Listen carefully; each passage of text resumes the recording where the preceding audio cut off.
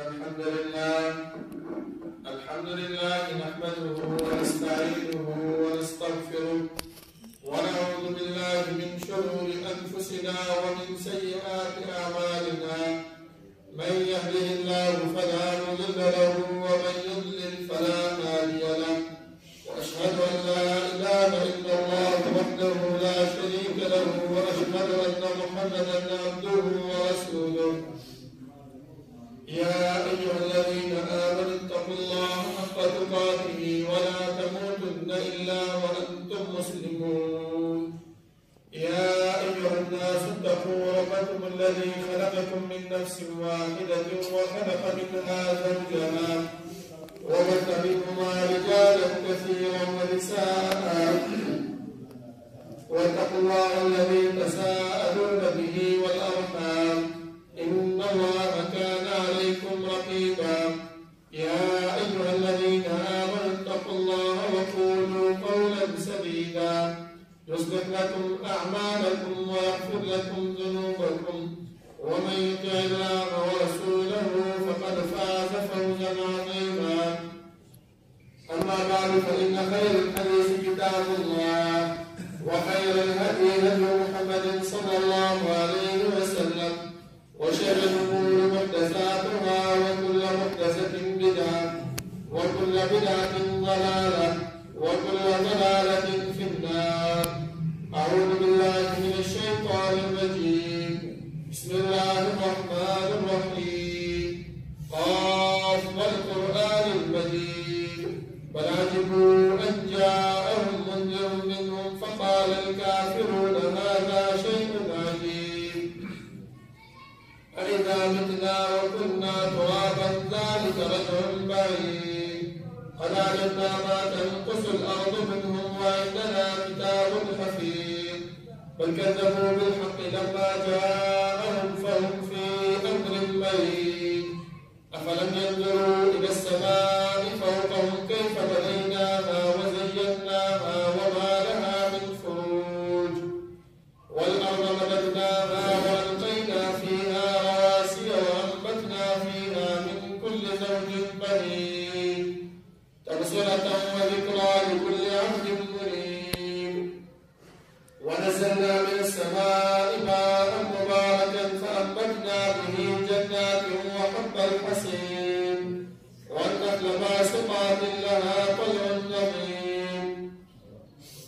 رزقا للعباد وأحيينا به بلدة ميتا كذلك الخلود كذبت قبلهم قوم نوح وأصحاب الرس وثمود وعاد وفرعون وإخوان لوط وأصحاب الأيكة وقوم تبع كل كذب الرسل فحق وعيد أفعينا بالخلق الأول بل هم في لبس من خلق جديد ولقد خلقنا الإنسان ونعلم ما توسوس به نفسه ونحن أقرب إليه من حبل الوريد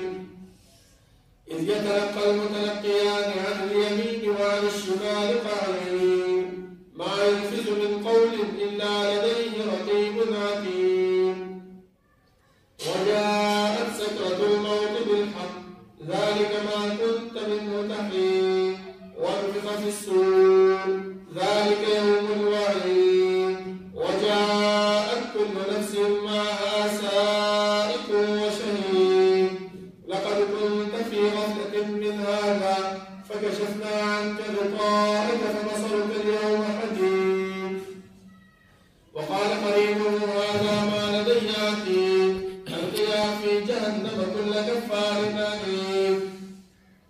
مناع للخير معتد مريب الذي جعل مع الله إلها آخر فألقياه في العذاب الشديد قال قرينه ربنا ما أطغيته ولكن كان في ضلال بعيد قال لا تختصموا لدي وقد قدمت إليكم بالوعيد ما يبدل القول لدي وما أنا بظلام للعبيد يوم نقول لجهنم هل امتلأت وتقول هل من مزيد وأزلفت الجنة للمتقين غير بعيد هذا ما توعدون لكل أواب حفيظ من خشي الرحمن بالغيب وجاء بقلب منيب ادخلوها بسلام لهم ما يشاءون فيها ولدينا مزيد وكم أهلكنا قبلهم من قرن هم أشد منهم بطشا فنقبوا في البلاد هل من محيص إن في ذلك لذكرى لمن كان له قلب أو ألقى السمع وهو شهيد ولقد خلقنا السماوات والأرض وما بينهما في 6 أيام وما مسنا من لغوب فاصبر على ما يقولون وسبح بحمد ربك قبل طلوع الشمس وقبل الغروب ومن الليل فسبحه وأدبار السجود واستمع يوم ينادي المناد من مكان قريب يوم يسمعون الصيحة بالحق ذلك يوم الخروج إنا نحن نحيي ونميت وإلينا المصير يوم تشقق الأرض عنهم سراعا ذلك حشر علينا يسير نحن أعلم بما يقولون وما أنت عليهم بجبار فذكر بالقرآن من يخاف وعيد اللهم صل على محمد وعلى آل محمد كما صليت على إبراهيم وعلى آل إبراهيم إنك حميد مجيد اللهم بارك على محمد وعلى آل محمد كما باركت على إبراهيم وعلى آل إبراهيم إنك حميد مجيد بسم الله الرحمن الرحيم وسارعوا إلى مغفرة من ربكم وجنة عرضها السماوات والأرض أعدت للمتقين الذين ينفقون في السراء والضراء والكاظمين الغيظ والعافين عن الناس والله يحب المحسنين والذين إذا فعلوا فاحشة أو ظلموا أنفسهم ذكروا الله فاستغفروا لذنوبهم ومن يغفر الذنوب إلا الله ولم يصروا على ما فعلوا وهم يعلمون الله رب العالمين أحكم الحاكمين دجول بادشاہ دجول زبردست ها رب العالمين جو تمام کائنات خالق و مالک نے ها اللہ جو تمام کائنات متصرف و متصف نے ها رب العالمین جدا غیب صفات کی و صفت فعال لما يريد رب العالمین جسکي سوچ چکي سرن چکي چاسر چکي کولے شي دا الله رب العالمین نے سو تپوس نشي کولے وهم يسألون او دا الله رب العالمین په صفات کې دا صفات موجود ده چې دا مکلف مخلوقات څومره دي خو هغه انبیا دي او امت دي خو هغه بچاهان دي او کرایه ده خو هغه مالدار دي او غریب دي د هر یو فرد به الله رب العالمین تاسو پوښتنه کوي زما محترمو تاسو د دنیا کې وګرځئ د دنیا د ماحول وګورئ الله رب العالمین بعض انسانان غریبانان پیدا کړي دي بعض انسانان مالدار پیدا کړي دي بعض انسانان جسم باندې روح پیدا کړی دي په اعضاء باندې بعض انسانان په جسم او په اعضاء باندې ګډ پیدا کړی دي شل پیدا کړی دي خو د دې تاسو د الله رب العالمین رسول نشي کولای چې الله دا ولې نشي کولای دا ولې نشي کولای او دا الله رب العالمین د خپل عاقبت او د انجام د ویریږي کار چې کوي دا نه یې نه کوي دا نه یې نه ذکر رب العالمین فرمایي چې ولا يخاف عقباها الله رب العالمین دا خپل عاقبت او د انجام نه ویریږي دې د وجه نه محترمو دا مکلف مخلوقات چې الله رب العالمین څومره پیدا کړی دي د دې نه په تاسو کوي امام ابن تیمیه رحمه الله فرمایي چې الله رب العالمین د دې انسانانو نه تاسو کوي خو به تاسو داسې دي چې هغه لازم او ضرور دا تاسو نه کوي چې دا تاسو نه دا د الله رب العالمین پوری تړلې شوي دي چې دا به انسان نه لازم کوي هغه څه شی دی ټول کې اولنی تپوس ماذا اجبتم المرسلین چې انسانا ما تا ته قائد او رهنما درلېږلی ما تا ته استاد درلېږلی ما ستا د رهنمایۍ دپاره ستا د لارښودنې دپاره ته د جنت د بچ کېدو د جهنم د بچ کېدو دپاره او جنت د تلو دپاره ما یو رسول یو پیغمبر درلېږلی تا ته ما ویلي و چې ته به د دې تابعداري کې بار بار چې قرآن کریم موږ ولټوو موږ وګورو موږ مصیبت دار زما محترمو موږ چې کله قرآن کریم ته کینو نو توجه بل څه دی سوچ په بل طرف باندې نو د الله رب العالمین د هغه تپوس جواب به موږ څنګه ورکړو د هغه قاعده د رهنما په باره کې به راته تپوس کوي چې انسانه تا د ما پیغمبر ته لیکلی د دې پیغمبر څونه تابعداري تا کړې ده څونه خبره تا د دې منلې ده دویم تپوس ماذا كنتم تعبدون په دنیا کې تاسو چا عبادت کوئ سجده به الله تعالی کوله په جماعت کې او چې بهر ووتلې څه مشکل به در باندې راغی څه تکلیف به در باندې راغی څه سخته به در باندې راغله نو بیا به د الله در پرېوځو یا به دمګو پسې باندې منډې والې یا به د زیارتونو پسې منډې والې یا به دې تاویلې ماویلې پسې منډې والې زما محترمو د دې د وجې نه الله رب العالمین موږ سره کرام کاتبین مقرر کړي دي هغه کرام کاتبین زموږ یوه خبره وړه خبره هغه نه کړي په هغې کې رښتوالی نه کوي قیامت په ورځ باندې چې الله رب العالمین موږ نه راته تپوسونه وکړي نو دا انسان به د خپل تپوس ته منکر شي نو بیا به الله رب العالمین دغه د کرام کاتبین هغه رشته باندې ورته کړي چې وګوره انسانه تا دا کارونه په دنیا کې کړي وو په دې وخت کې دا خبره کړې وه په دې وخت کې دا کار کړی وو په دې ځای کې په دې ټیم کې په دې وخت کې تا ټول په باره کې کړي بیا خو موږ انکار هم نشو کولی زما محترمو ځکه زموږ په دنیا دا رواج دی دا قانون دی چې کله کوم انسان کوم ګناه وکړي کوم جرم وکړي او په هغه کې ګیر شي او عدالت ته لاړ شي یا د کلي مشر ته لاړ شي نو موږ څه کوو سمدستي د هغه نه منکر کېږو چې یاره ما په دا کار کړی به هغه داسې خبرې کوم خو چې کله هغه کس هغه مشر ته ثبوت پیش کړي یا یې هغه ویډیو کړی وي هغه ویډیو ته مخې ته پیش کړي چې وګوره دا یې ثبوت دی دا یې ګواهان دي بیا د هغې نه څوک انکار کولی شي هېڅکله نشي کولی نو الله رب العالمین به موږ ته دغه رجسټر مخې ته کښېږدي ثبوت په دې باندې او راته به ووایي چې انسانه وګوره دا ستا عملنامه دا ستا کارونه دي په دنیا کې ما چې استازی در لېږلی و ما چې رهنما در لېږلی و ما چې قائد در لېږلی و تا د هغې خبره نه ده منلې د هغې به بل طرف باندې روان دی دا دې عملنامه ده دا دې کارونه دي دا دې وخت تېر کړی دی بیا به موږ ته اسم نشو وایستی نو دا ارمان به کوو چې ما لهذا الکتاب لا یغادر صغیرة ولا کبیرة الا احصاها بیا عملنامې دپاره څه چل شوی دی چې زما نه هغه ګناه کړې ده او هغه ګناه کړې ده به ټول یې حسابه کړې ده بیا به موږ ته صرف دغه ارمان کوو دا ارمان به زموږ باقي نور هېڅ هم نه کېږي زما محترمو نو پکار دا دی چې موږ د دې ارمان او د دې افسوس ته د بچ کېدو دپاره دې دنیا کې چې الله موږ له څومره ژوند راکړی دی څومره وخت یې راکړی دی دا ژوند دا وخت دا موږ قیمتي کړو ټیک ده چې کوم وخت موږ باندې تېر شوی دی الله رب العالمین دې د هغې موږ ته معافي وکړي او الله رب العالمین دې مزید دا عمر چې موږ باندې تېرېږي په دې باندې د نیکو اعمالو د الله رب العالمین د رضا کولو کوشش هغه موږ وکړو ځکه زما محترمو الله رب العالمین چې کوم استازی او کوم پیغمبر موږ ته رالېږلی دی د الله رب العالمین له ګلو کلونه رحمتونه په هغې باندې چې هغه موږ ته د الله رب العالمین ذات او صفات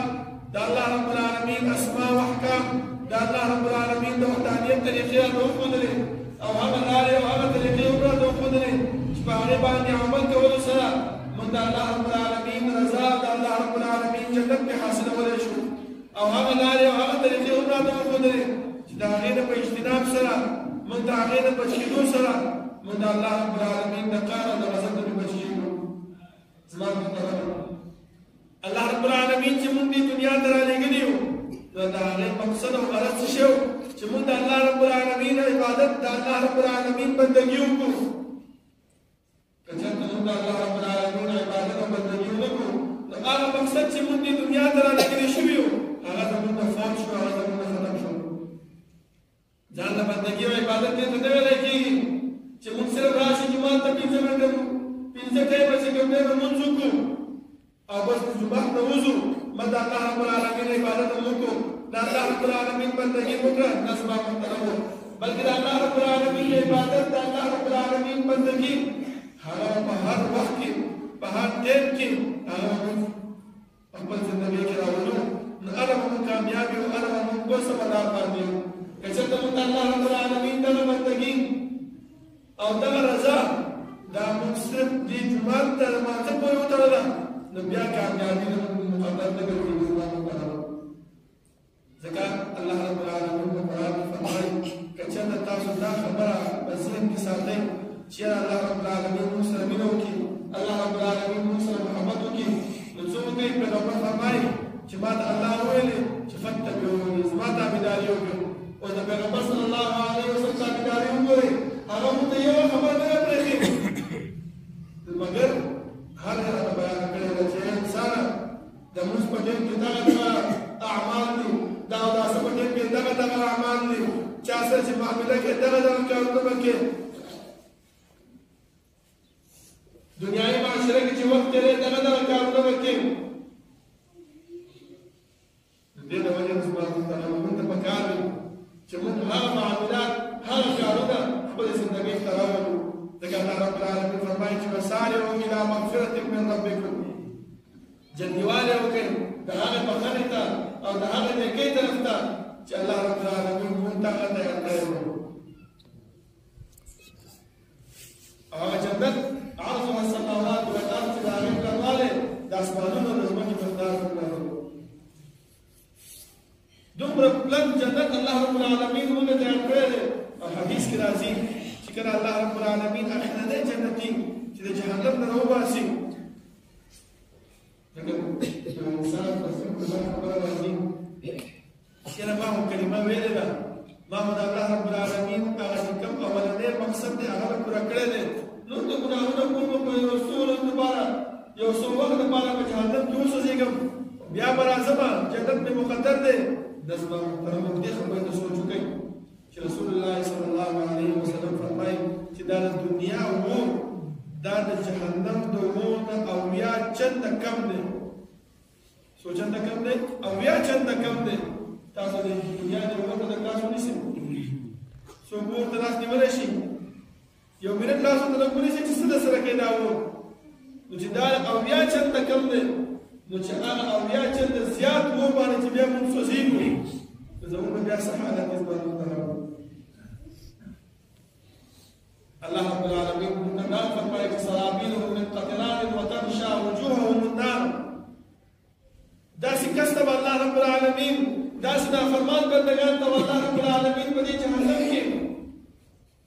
د تانبې پرتوګونه به ورته واچوي، هغه پرتوګونو سره به د دوی دا مخونه به خوټ کېږي د دغې د وجې نه، د ګرمایش د وجې نه، او دا اور به د دوی د مخونو نه راسسېږي. زما محترمو د ابو طالب په باره کې راځي چې د رسول الله صلی الله علیه وسلم سره ډېره نیکي کړې وه، ډېره ښېګڼې کړې وه،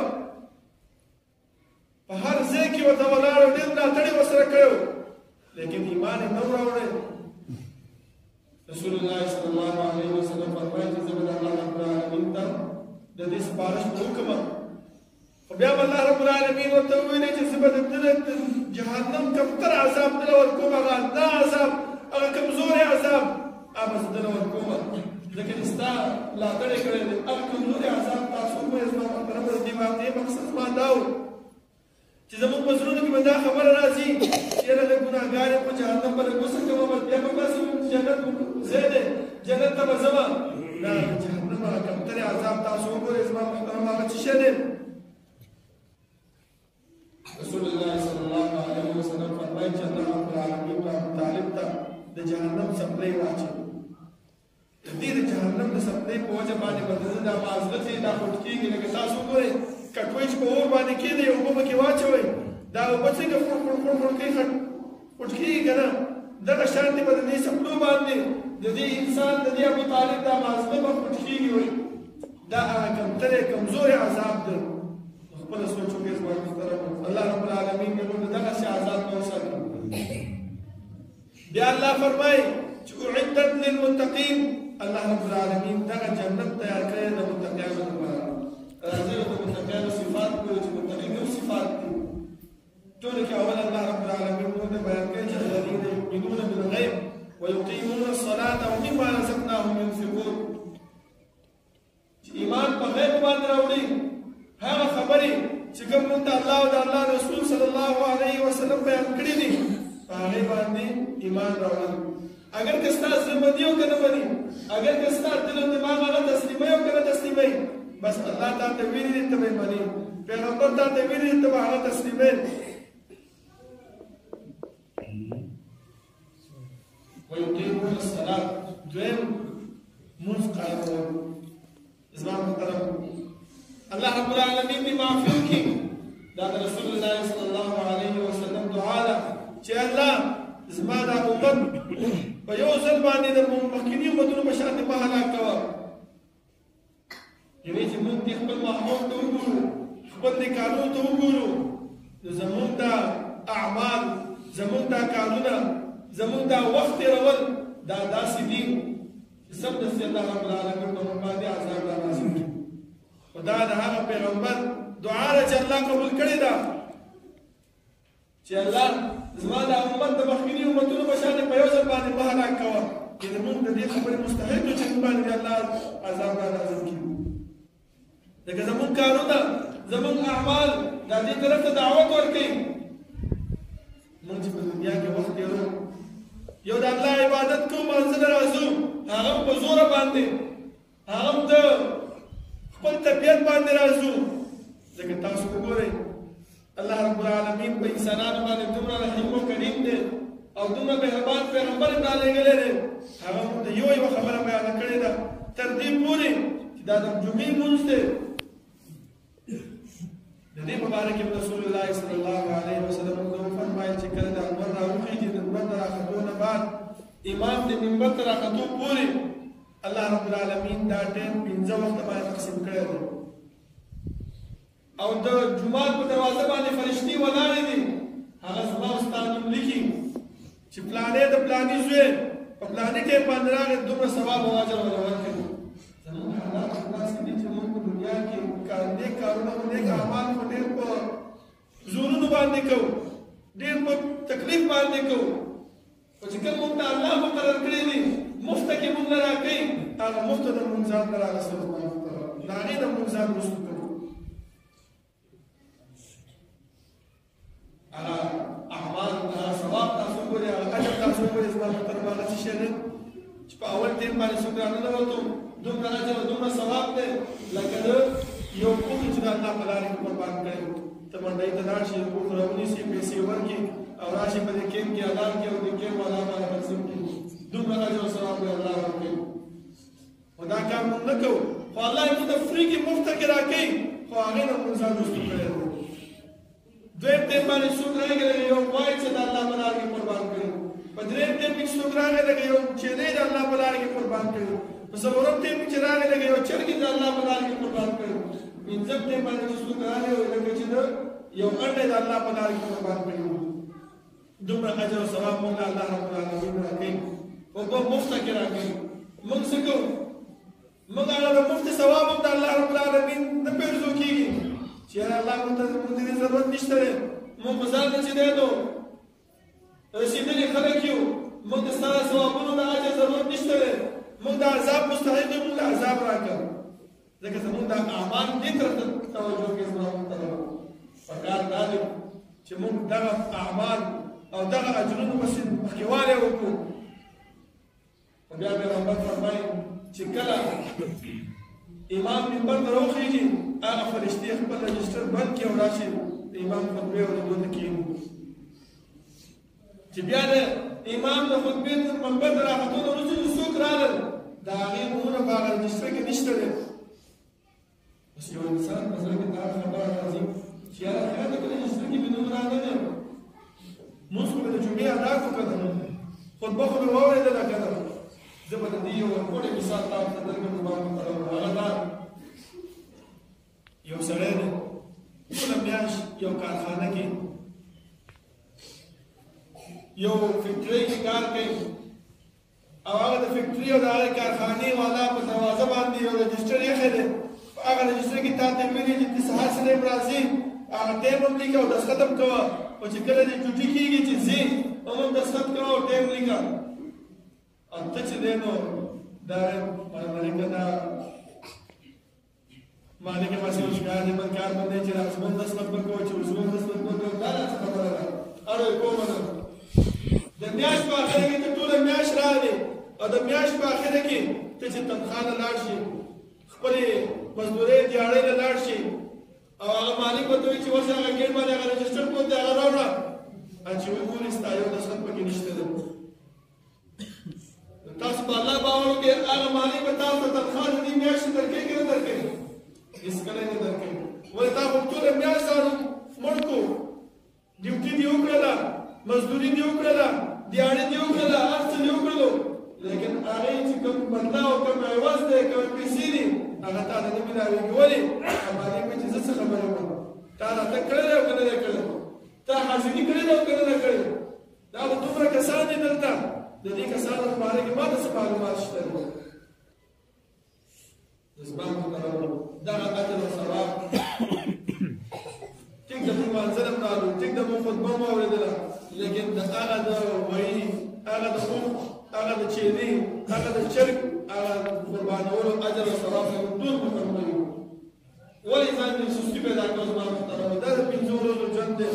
دا د 10 ورځو ژوند دی دا به الله رب العالمین د رضا کولو په خاطر باندې تیر کړو دا د الله رب العالمین د خوشنودۍ د حاصلولو په رضا باندې تیر کړو د الله موږ له اجر راکړي او الله موږ له ثواب راکړي بل ځکه الله رب العالمین د متقینو صفت بیانوي اوله کې دا وویل چې ومما رزقناهم ينفقون کوم رزق چې موږ دیو له ورکړی دی خرچه کوي دلته الله رب العالمین فرمایي الذين ينفقون في السراء والضراء متقی هغه انسان دی چې په خوشحالۍ کې او په خفګان کې دواړو کې د الله رب العالمین په لاره باندې رزق خرچه کوي او زموږ عادت چې ډېر زما محترم زموږ عادت دا دی چې موږ کله باندې خوشحالي راشي د 1 روپۍ نه ورکړو بیا دا وایو چې دا خو زما خپل د موټو زور دی دا خو زما خپل د هوښیارتیا ده چې پلاني ځای کې مې مزدوري وکړله پلاني ځای ته لاړم داسې کار مې وکړو داسې کار مې وکړو الله ما لا ګټه راکړله موږ د الله شکریا نه ادا کوو موږ خپل ځان ته دا کوو الله رب العالمین د قانون په باره کې وایي انما اوتیته على علم عندي چې دې قانون د الله رب العالمین شکریا ادا نه کړله او څه یې ویلې چې دغه خزانې چې ما ته میلاوې شوي دي دغه پیسې او دولت چې ما ته میلاو شوی دی دا زما د خپل د جدوجهد دا زما د خپل د موټو د زور د وجې نه ما ته میلاو شوی دی چې کله راباندې مصیبت راشي بیماري راشي تکلیف راشي سخته راباندې راشي نو چې هر یو کس د کوم حکیم ښایي هغې ته منډې وهو هغه حکیم چې راته وایي چې یاره په دې دوایي باندې 10 زره راځي هغه وایي 20 زره رانه واله خو اوس مې داسې دوایي راکړه چې روغ شم چې په حکیم باندې نه شي ډاکټر ته لاړ شو ډاکټر وایي دا پلانې ټسټ وکړه پلانې ټسټ وکړه هر یو ته غاړه ږدو که هغه د 10 زرو ټسټ وي او که هغه د 50 زرو ټسټ وي او که هغه د 2 زرو ټسټ دا مونږ کوو خو د الله رب العالمین شکریا بیان کړه الله فرمایي چې متقي هغه انسان دی چې هم په خوشحالۍ کې د الله په لاره کې خرچه ورکوي هم په خفګان کې د الله په لاره کې خرچه ورکوي او لوی بل صفت چې هغه مونږ کې موجود دی هغه زموږ نه لرې کېږي دې طرف ته لږ توجه وکړئ زما محترمو هغه صفت چې دی والکاظمین الغیظ دا غصه نه ده دا د الله رب العالمین ډېر ناپسندیده عمل دی په وړه وړه خبره باندې غصه کېدل په دې باندې خپل رشتې ختمول خپل منځ کې باید بې اتفاقي کول په خپل منځ کې یو بل سره کنځل او بد رد ویل دا د الله رب العالمین ډېر بد شیونه وکړل والکاظمین الغیظ رسول الله صلی الله علیه وسلم ته صحابه راغی چې دا الله رسوله یو عمل لا ته وښایه چې په هغې باندې زه عمل وکړم رسول الله صلی الله علیه وسلم ته وویل چې لا تحزن غصه مه کوه بیا یې ورته ویل بیا یې ویل چې لا تحزن بیا درېیم ځل باندې ورته وویل چې بیا یې ورته چې لا تحزن غصه مه کوه په بل ځای کې بل روایت راځي چې رسول الله صلی الله علیه وسلم د صحابو نه تپوس وکړي چې صحابو بهادر تاسو کې څوک دی رسول الله صلی الله علیه وسلم فرمایي چې بهادر نو کې هغه چې په میدان د وزې په رزولو کې جنګو کې دغه انسان بهادر دی رسول الله صلی الله علیه وسلم وایي چې تاسو په نسبت باندې بهادر دا دی لیکن د الله رب العالمین په نسبت باندې بهادر هغه انسان دی چې یو بل انسان هغه سره ظلم او زیاتې وکړي او د ده قدرت وي چې د هغې باندې انتقام والي د هغې باندې چې دی نو ګزار وکړي د هغې نه خپله بدله واخلي خو دا په دغه وخت کې الله رب العالمین د رضا دپاره دغه انسان معاف کړي د هغه سره چې کوم ضد دی کوم عناد دی کوم اتفاقي ده کوم جنګ جګړه دی هغه ختم کړي دغه انسان چې کوم دی نو پاکران وکړي اوس د موږ خپل ځان سره سوچ وکړو چې آیا موږ په نامه باندې پهلوان یو که نه عملي میدان کې موږ پهلوانان یو ټیک ده غوسه به موږ نه راځي د غوسې نه موږ اجتناب نه کوو رسو کېږو نه پکار دا دی زما محترمه د دې نه موږ ځان وساتو یو واقعه ده د ورکوټ شانې بیانومه سلیمان بن مهران رحمه الله د هغې یو وینځه وه هغه ته یې ویل چې ورسې پاره د اودس اوبه راوړه هغه چې د اوبه راوړلې چې څنګه یې ورته ځینګړې د هغې په دامو باندې وغورځېدلې هغه سر غوسه شو هغه ورته وویل چې الله قرآن کې فرمایي چې والکاظمین الغیظ د متقي صفت هغه دی چې غوسه وڅښي زموږ علما زموږ اسلام ته داسې وو چې کله به د قرآن آیات ورته بیان شو کله به د حدیث ورته بیان شو سمدستي به هغې ته به یې غاړه کېښوستله موږ ته په دې جمعه کې په بله جمعه کې درسونو کې قرآن بیانېږي حدیث بیانېږي دلته موږ یو شان دی هغه جومات ته وځو هغه هر څه د جیب نه وغورځوو چې ملا صاحب دا واله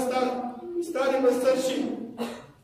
زموږ اسم ته دې پکار ته پوهېږه خپل کار نه پوهېږه موږ خپل کارونو ته پرېږدوه زما محترمو سبا به الله رب العالمین مخې ته به څه جواب درکړو هغه ورته وویل چې والکاظمین الغیظ غوسه سپونکي هغه ورته عزت معاف شو هغه ورته وویل چې دا په دې معافۍ باندې ځان نه لوی کړي والعافين عن الناس الله وایي چې بخښنه خلکو ته وکړه هغه ته به معاف کړي اوس که دې آیات ته وګورو زما محترمو نن سبا خو غلامان هم نشته وینځ هم نشته او الله وایي چې والعافين عن الناس هغه به چې دی نو هغه وینځ ازاده کړه نو موږ به څه کوو موږ به د دې آیات مصداق څنګه ګرځېږو لږ سوچ وکړئ زما محترمو لږه توجه دې طرف ته وکړئ دې آیات مصداق به موږ څنګه ګرځېږو د دې آیات مصداق به موږ داسې ګرځو چې کله موږ چا سره نیکي وکړله ښه وصف پرې وو او هغه د الله رب العالمین د رضا دپاره معاف کړو خو بیا به داسې نه کوو چې یاره هغه زموږ دې کسان ولاړې محفل جوړ دی په منډه منډه ورشم هغه ته ووایم چې یاره سهار راسه پلاني راسه دومره زیاتې وکړو ښه بس مې کېدلو ښه غوسه مې ورته کېدله خو د الله دپاره مې معاف کړو بل چې داسې لاړ شو بل ځای کې محفل ناست دی دوه درې ملګري ناست دي هغو ته لګیا وي چې یاره پرون مې هغه یو کس سره داسې زیاتې راسره کړې وه ښه وسه مې کېدله خو د الله دپاره مې معاف کړو دغه ویناګانې زما محترمو دا د ضد او د عناد او د بې اتفاقۍ وجه ده زموږ په منځ کې دا بې اتفاقي راځي او دا کار چې موږ وکړو نو دا یو قسم د غیبت او چغلي هم ده بهتان هم دی تهمت هم دی او که موږ خپل ځان کې خپل ګریوان کې سوچ وکړو دغه کارونه موږ کې موجود دي زما محترمو کله نیکي کوو بس هغه نیکي موږ بیا خلکو ته بیانوو چې یاره دا نیکي مې وکړله دا نیکي مې وکړله داسې کار مې وکړو داسې کار مې وکړو ټیک د انسان کمزوری دی انسان د ګناهونو وړ دی خو الله رب العالمین بیا د بل آیات کې فرمایي چې والذین اذا فعلوا فاحشة او ظلموا انفسهم ذکروا الله فاستغفروا لذنوبهم کله چې یو انسان زیاتې په خپل ځان باندې وکړي ګناه وکړي نو بیا دې څه کوي ذکروا الله د الله رب العالمین دې یاد کړي فاستغفروا لذنوبهم او د خپل ګناهونو ته توبه دې وباسي ومن يغفر الذنوب الا الله وذ په سره کې دغه خبره موجوده چې د الله رب العالمین نه ما سوا بل څوک ګناهونه بخښونکی نشته دی ما سوا د الله نه یو الله دې زموږ ګناهونه معاف کړي نو الله وایي دغه شان انسان ته دغه به معاف کومه اولئک جزاؤهم مغفرة من ربهم وجنات تجري من تحتها الانهار چې کوم انسان دغه کارونه کوي د خلکو تاویل ماویل نه ځان ساتي خلک چې دی نو د سره ظلم او زیاتې وکړي د الله لپاره معاف کړي او بیا دغه خبره خلکو کې نه بیانوي بس خپل ځان سره ختم کړي کوم نیک اعمال کوي چاله چې صدقه ورکوي چاله چې خیرات ورکوي که جومات کې ورکوي که کوم مدرسې والا له ورکوي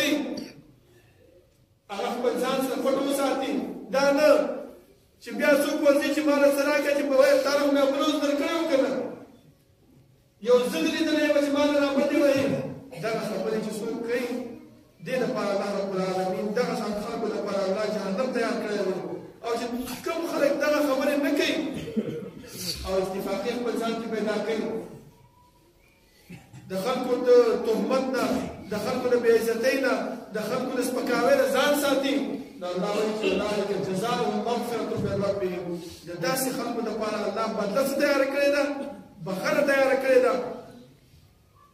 وجنات تجري من تحت الانهار داسې جنتونه الله تیار کړي دي چې د هغې د لاندې نهرونه بهیږي کوم انسان دا نه غواړي چې زه دې مړ شم او د مرګ نه وروسته دې الله رب العالمین ماته جنت راکړي هغه سره جنت چې د هغې د لاندې نهرونه بهیږي تاسو کې څوک داسې شته چې هغه دا نه غواړي هر انسان دا غواړي د هر انسان دا تمنا او دا ارزو ده چې زه دنیا کې داسې عمل وکړم چې د هغې عمل ما له ښه بدله ملاوه شي ځکه زما محترمو تاسو وګورئ چې یو انسان کې د یونیورسټۍ کې سبق وایي یو مدرسه کې سبق وایي هغه مدرسې او هغه یونیورسټۍ والا 4 میاشتې 5 میاشتې وروسته د هغې نه یو امتحان اخلي د هغه امتحان په باره کې پته لګي چې یاره دې انسان په دې مدرسه کې څه زده کړل څه کوشش او محنت یې وکړو دغه دنیا الله رب العالمین زمون د کوشش او د محنت لپاره پیدا کړې ده دغه اعمال چې موږ الله اخلي نو سبا قبر کې به موږ د هغې تپوسونه کوي چې انسان من ربک ما دینک من نبیک بس د انسان په زړه کې دا خبره راځي چې یاره اعمالو ته څه ضرورت دی مونځ ته څه ضرورت دی چا له زکات ورکول پیسې خرچه ورکولو ته څه ضرورت دی په جومات کې 10 روپۍ 15 روپۍ ورکولو څه ضرورت دی بس داسې 3 سواله دې خبرې کې بیانه کېږي اسان سوال دی جواب به ورکړم ځان به اخلاص کړم نه رسول الله صلی الله علیه وسلم موږ ته یو خبره بله ښودلې ده چې دغه 3 سوالونه دا ستا د اعمالو پورې تړلي شوي دي صحیح عمل وکړو د الله رب العالمین د الله د رسول صلی الله علیه وسلم ته ښودلي شوي اعمالو مطابق دې عمل وکړو نو د دې 3 سوالونو جوابونه به ورکړي او که چېرته دې ونه کړو او ځان دې داسې بېغمه کړو چې غوسه دې کوله معافي دې هغه ټایم کې خلکو ته وکړو او خلکو پسې ورلې د هغې سپکاوی دې کولو جومات کې د چندې دپاره درپسې څوک رالل چې یاره لږه شان پیسې راکړه د جومات بل ادا کومه د جومات خرچه برابر ومه جومات صحیح کوم په هغې باندې ته هغې ته سپکې سپورې وویل هغې ته بدې رد وویل هغه ته دا وویل چې یاره یو زه دې لیدلی یم بل چا نه نه ځي زما محترمو دغه سوالونه الله رب العالمین بیا دې انسان ته نه صحیح کوي ځکه حدیث کې راځي چې رسول الله صلی الله علیه وسلم حدیث بیانونه او چې کله یو مؤمن بنده یو متقي بنده قبر کې کېنوستلی شي او دا 2 فرشتې ورله راشي او تپوسونه ترې کوي چې من ربک دا وایي ربي الله ما دینک دین الاسلام من نبیک نبی محمد صلی الله علیه وسلم او چې کله کوم یو منافق بنده یو کافر بنده دې قبر کې کېنوستلی شي هغه نه ملایک راشي او تپوس ته کوي چې من ربک ولې دې ته په دنیا کې چا نه وتلی چې قبر کې ورته دې تپوسونه کېږي چې من ربک ما دینک من نبیک دې منافق او دې کافر بنده ته چا نه ویلي ما تاسو اول ویلو چې دغه 3 سوالونه جوابونه موږ کله ورکړو چې موږ کله د رسول الله صلی الله علیه وسلم د ښودلي شوي دین د هغې د ښودلي شوي شریعت په موافقت باندې زندګي تېره کړو کوم قرآن چې الله رب العالمین را لېږلی په هغې باندې موږ زندګي تېره کړو دغه زندګي به موږ څنګه تېرو چې درس کېږي هغه درس ته موږ په توجه سره کښېنو خطبه امام کوي مولوي صاحب خطبه کوي هغه خطبې ته موږ په توجه سره کښېنو هغه اعمال موږ زده کړو دا منافق بنده به ورته څه وایي چې من ربک ها لا ادري وایي ها زه به نه پوهېږم چې من ربک دا رب څوک دی څه شی دی ما دینک دا دین پکې دا څه شی دی من نبیک دا نبي پکې دا څوک دی نو دغه انسان به بیا دغه شان ته جواب ورکړي زما دغه خبرو ته توجه پکار دی خپل منځ کې اتفاق او اتحاد پیدا کول پکار دی. زمونږ خو دا ورکوټ شان دی او کیمپ دی، ورکوټ شان دی او څو کورونه دي زما محترمو. او دویم مین خبر تاسو دا یاده کړئ چې مونږ راغلي یو، هجرت هم کړی دی، مهاجر په دې کیمپ کې اوسېږو، ولې مونږ یو بل سره چې دی عداوت وکړو، دشمني وکړو؟ ولې مونږ خپل منځ کې بې اتفاقي پیدا کړو؟ ولې مونږ خپل منځ کې چې دی نو د الله او د الله د رسول صلی الله علیه وسلم د نافرمانۍ کارونه وکړو؟ ولې مونږ خپل منځ کې چې دی نو داسې کار وکړو چې په هغې باندې الله رب العالمین ناراضه کېږي؟ پکار دا دی چې مونږ خپل منځ کې اتفاق پیدا کړو، خپل منځ کې اتحاد پیدا کړو، دې جومات ته ښه په اوچته درجه سترګه باندې وګورو، د دې چې کوم ضرورتونه دي هغه ضرورتونه مونږ خپل په د جیب نه پوره کړو. لکه رسول الله صلی الله علیه وسلم فرمایي چې دغه صدقه چې ده دا د انسان هغه مصیبت ختموي، دغه انسان هغه چې کوم تکلیف په ده باندې را روان وي هغه الله رب العالمین د هغې نه لرې کوي. دا چې خپل زړه کې کېنو، خپل دل او دماغ کې کېنو، قلم مونږ چې دی نو کامیاب یو، قلم مونږ د زړه نه زمونږ د جیب نه څه ناڅه به وځي. دغه اعمال او دغه کارونه مونږ په خپل دل او دماغ کې خپل زړه کې نه کېنولي. زما محترم علماء د جیب نه یوه روپۍ مو نه وځي، نه زمونږ د خولې نه سمه خبره وځي، نه زمونږ د بدن نه زمونږ د اعضاو نه سم اعمال وځي. الله رب العالمین د دعا چې الله رب العالمین د عمل کولو توفیق راکړي، او الله رب العالمین چې کوم خبرې موږ وکړلې په دې باندې د عمل کولو توفیق راکړي، او دغه اعمال دې الله رب العالمین زموږ زندګۍ کې واچوي چې سبا الله مو خوشحاله او چې قبر ته ځو او قبر کې راغلم فرشته تپوس کوي چې په صحیح طریقې سره هغې جواب ورکړو. اقول قولي هذا استغفر الله لي ولكم ولسائر المسلمين.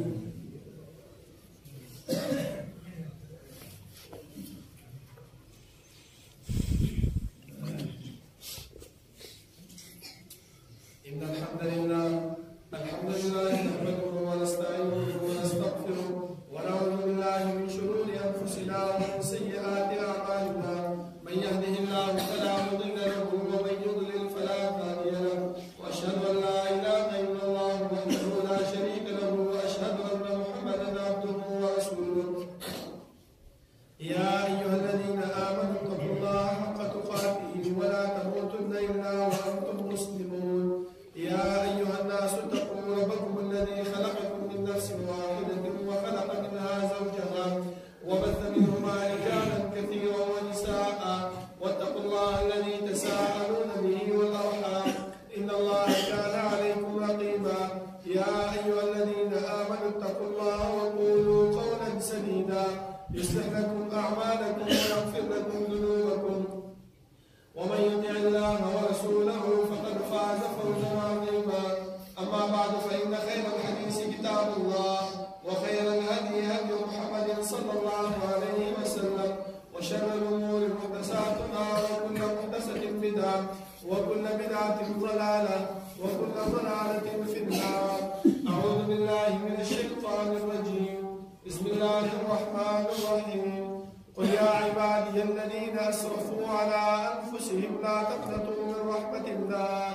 إن الله يغفر الذنوب جميعا. زما محترم انسان چې الله رب العالمین دې دنیا کې پیدا کړی دی، نو خامخا د دې سره یو شیطان، یو دشمن هغه مسلط شوی دی، او دې شیطان د الله سره دا وعده کړې وه چې زه به دا ګمراه کومه، د ښي طرف نه به مله راځم، د ګس طرف نه به مله راځم، د بره نه، د ښکته نه، د مخې نه، د شا نه، د هر طرف نه به مله راځم او دا به ګمراه کومه. نو الله رب العالمین ورته وویل چې الا عبادک منهم المخلصین. شیطان دا یاد وساته، زما نیکوکار بندګان به تا نه بچ کېږو. اوس موږ د خپل زړه کې ځان ته سوچ وکړو، د خپل ګریوان کې سوچ وکړو چې آیا موږ هغه مخلصینو بندګانو کې یو که نه یو؟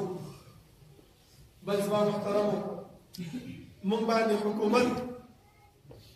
هغه جوړ شوی دی، او حکومت هغه کارونه کوي چې هغه زمونږ د ښېګڼې دپاره وي، هغه زمونږ د کامیابۍ دپاره وي، هغه زمونږ د زندګۍ د ښه تېرولو دپاره وي. حکومت کله هم دا نه غواړي چې هغه داسې کارونه وکړي چې هغه زمونږ د ناکامۍ وي، زمونږ د ګمراهۍ وي، زمونږ د ضلالت وي، زمونږ د بیمارۍ وي، دا کارونه حکومت هېڅکله نه غواړي زما محترمو. پکار دا دی چې حکومت موږ باندې کوم کارونه کوي چې موږ هغې ته مین او عن ځان تسلیم کړو. لکه نن سبا دا تاسو وګورئ دا د پولیو قطرې چې کېږي دا زما محترمو ښه لیبارټرۍ کې ټېسټ شوي دي، په دې کې هېڅ قسم ته څه خبره باقي پاتې نه ده چې موږ دا ووایو چې یاره دې کې انسان کمزوری کېږي، دې نه انسان بیمارېږي یا دې نه انسان چې کوم دی شل کېږي، نه، بلکې د دې دوو قطرو په وجه باندې د انسان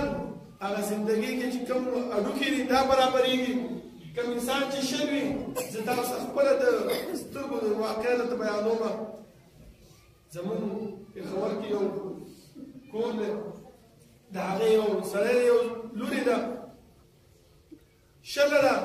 پاسېدی نه شي. تاسو په الله باور وکړئ 8 میاشتو پورې چې هغې د دغه قطرې ورکړلې، هغه جنۍ چې کوم دی د اوږدېدو قابله شوله. حکومت هېڅکله دا نه غواړي چې هغه تاسو نه څه وکړي، زیاتۍ وکړي، تاسو د تباهۍ طرف ته بوځي. نو ولې موږ چې دی نو دې خطرو په اچولو باندې موږ سختي کوو؟ ولې موږ د دې خطرو په اچولو باندې موږ چې دی نو د حکومت سره مشتو ګرېبان کېږو؟ که چېرته دغه بیمار ما ته پروت دی په کور کې او ډاکټر ما ته وایي چې دغه 2 قطرې هره میاشت په 10,000 روپۍ باندې واچوه، په الله مې دې قسم وي چې زه 10 نه چې 100,000 روپۍ باندې د دې ماشومې دپاره دغه 2 قطرو بندوبست کوم. خو چې ما ته حکومت فري کې اچوي، زه څه کوم؟ هغه د فري شي دپاره چې دی نو مشتو ګرېبان یم، هغه د فري شي دپاره زه د هغې سره ناجلي کوم. خو ولې شی فري دی چې کله زما د جیب نه 1 روپۍ لاړه شي، بیا ما له د هغې قدر معلومېږي. نو پکار دا دی زما محترمو چې موږ د حکومت هر قسم ملاتړ وکړو، د هغې هره خبره ومنو. انشاءالله هغه به هېڅکله زموږ د ناکامۍ او زموږ د کمزورتیا، زموږ د بیمارۍ سوچ به نه کوي، بلکې زموږ د ترقۍ او زموږ د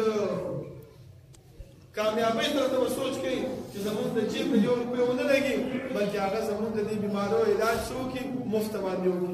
نو انشاءالله دې طرف ته به ښه توجه ورکړو. دا پولیو دا قطرې چې دی نو ښه په زړه په شوق سره، ښه په محنت سره چې کله زموږ کور ته څوک رالل او زه په هغې باندې به زیاتې نه کوو، هغې ته به بد رد نه وایو، هغې ته به سپکې سپورې نه وایو. ځکه زما محترمو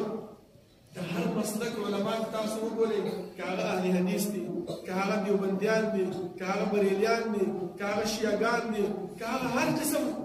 مفتیان دي، دې ټولو دې پولیو په باره کې فتوا ورکړې دا صحیح شی و. بل ډاکټرانو هم د دې تحقیق کړی دی، د دې چې دی نو لیبارټرۍ کې ټېسټونه شوي دي او دا چې کوم بیمارۍ دپاره متعین شوی دی په هغه بیمارۍ کې صحیح کار کوي. زما محترمو نو چې یو شی ما ته کور کې مفت میلاوېږي، زما بیماري مې جوړېږي، زما بچي مې صحیح کېږي، نو ولې زه چې بیا نو هغه شي دپاره بیا پیسې ورکوم او زه به دا صرف زموږ سستي ده، زموږ کوتاهي ده، زموږ په زړه کې چې کوم هغه تکبر او لویي ناسته ده، هغه موږ باندې کوي چې موږ د دې شیانو زیاته وکړو. دا موږ باندې کوي چې موږ هغه اعمال پرېږدو چې کوم موږ ته الله او د الله رسول صلی الله علیه وسلم بیان کړي دي. الله ته دعا ده چې الله رب العالمین د عمل کولو توفیق راکړي او الله رب العالمین دې موږ هغه اعمال والي چې هغه زموږ د زندګۍ د بهترۍ لپاره وي او الله رب العالمین زموږ د حکومت په زړونو کې هغه سوچ او هغه فکر واچي چې هغه زموږ د ترقۍ او زموږ د مخ په تلو باندې